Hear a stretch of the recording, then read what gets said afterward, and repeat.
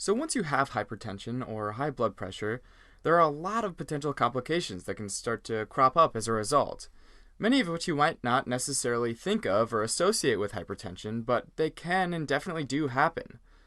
And we can sort of split these complications up into three categories, the first of which is those that involve the head and the brain. Specifically, a major complication is hypertensive retinopathy. What is that? Well, the first part of retinopathy means retina, and then pathy is disease. So this is a disease of the retina. And your retina is this critical component of your eyes. You wouldn't be able to see the world as you do without it. It's the innermost layer of your eye, and it takes in light and then helps transmit that light as an image to your brain. It's sort of like if your eye was a camera, and then your retina would be the film. And depending on which part of the retina the light hits, it'll send that information to your brain through these nerve fibers for development into an image. Now this piece of film, like anywhere in the body, needs oxygen, right? And where does it get that oxygen from? Well, your blood vessels. But if those blood vessels are damaged due to hypertension, you can start having vision problems. And eye doctors or ophthalmologists can take pictures of your eyes and actually see the damage to the tiny arteries in your eyes due to hypertension. And this is a pretty typical image of your retina. And if hypertensive retinopathy is present, they'll often be able to see this leakage of blood in these pictures due to weakened blood vessels. Now, the other major complication that can come about from hypertension that might be a little more familiar is stroke. And since your brain's an organ, arguably one of the most important organs you have, it obviously needs a very solid and dependable supply of blood at all times, right? Well, if the arteries that supply a certain part of your brain with oxygen get clogged, or if they burst even from being too weak, your brain might not receive enough blood. And within minutes, those oxygen-starved brain cells can start to die off, and whatever function that part of the brain has might be lost. Alright, so the next major category is complications to the heart. Specifically, hypertension can be a major contributor to heart failure, where the heart doesn't pump as well as it once did. And what can happen with heart failure is that you get left ventricular hypertrophy, which is muscle growth of your left ventricle. Since there's more resistance in your blood vessels, your heart now has to work harder to pump blood, right?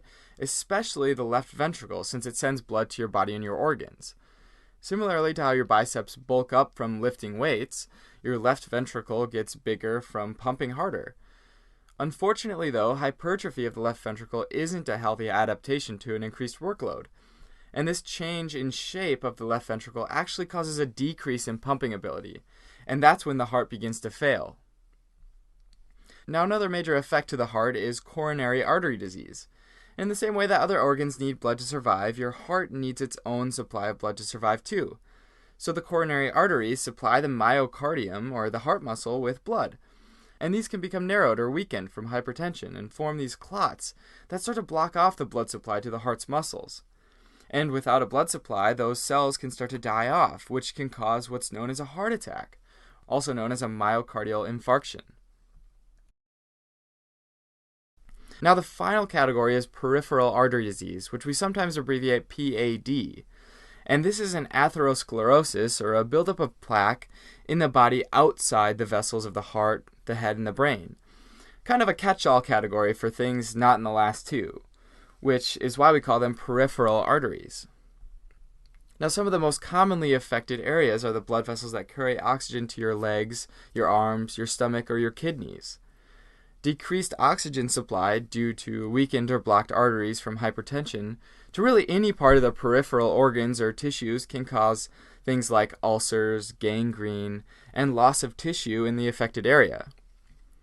The kidneys specifically, though, deserve special attention because they tend to be a very common organ that can be damaged by hypertension.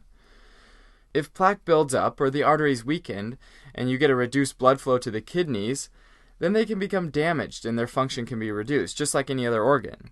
But what's their function? Well, the kidneys help you regulate fluid volume in your body, right? Like at any time they decide if you need more or less blood. So if their arteries get blocked, they'll see this reduced blood flow and be like, hey, we must be dehydrated or something because there's way less fluid. And then they'll release some hormones that cause the body to hold on to more fluid, which has the effect of increasing your flow and therefore increasing your blood pressure. Also, with less oxygen reaching the kidney cells, just like any other organs and tissues, they can be injured and even start to die off, which makes it even harder for them to do their job of balancing fluids.